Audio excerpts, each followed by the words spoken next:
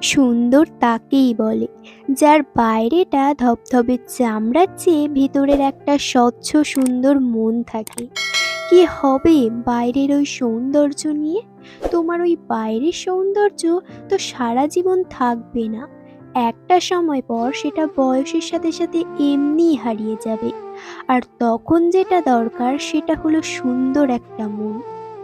বাবার টাকায় ফুটানি মারা ছেলেটা তোমায় মিথ্যা স্বপ্ন দেখাবে, আর মধ্যবিত্ত ঘরের ছেলেটা তোমায় শেখাবে বাস্তবতা ঠিক কি। আমাদের যা আছে তা নিয়ে আমরা কখনোই সন্তুষ্ট হই না, কিন্তু যখন আমাদের এপাশ ওপাশ দুটোই দেখার সৌভাগ্য হয় তখন আমরা বুঝতে পারি আসলে কোনটা ভালো। তবে ততদিনে প্রথমবারের মতো সাজানোটা আমাদের সম্ভব হয়ে ওঠে না। তাই যার যতটুকু আছে তার ততটুকুতেই সন্তুষ্ট থাকা ভালো। তার ছলনাময়ী কান্না আমি বহুবার দেখেছি, কিন্তু আমার নীরব কান্না সে একবারও অনুভব করেনি। হাতের রেখায় মানুষের ভাগ্য থাকে না, এটা বলাটা ভুল। হাতের রেখায় মানুষের ভাগ্য তো অবশ্যই থাকে, কিন্তু সেই ভাগ্যকে ফুটিয়ে তোলার জন্য দরকার কঠোর পরিশ্রমের।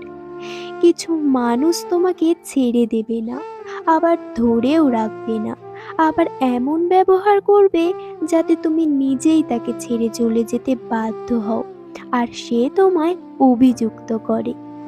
একটা মেয়ে তখনই তার শরীরকে স্পর্শ করতে দেয় যখন সে ছেলেটাকে তার জীবনের চেয়েও বেশি ভালোবাসে।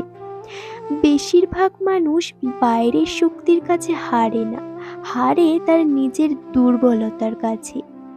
স্বপ্ন পূরণে বেশি চালাক নয়, একটু পাগলও হতে হয়। সূর্যের মতো আলো দিতে চাইলে নিজেকে সূর্যের মতোই পোড়াতে হবে। আসলে নিজে চাইলেই কি নিজেকে দুশ্চিন্তা মুক্ত করা যায়?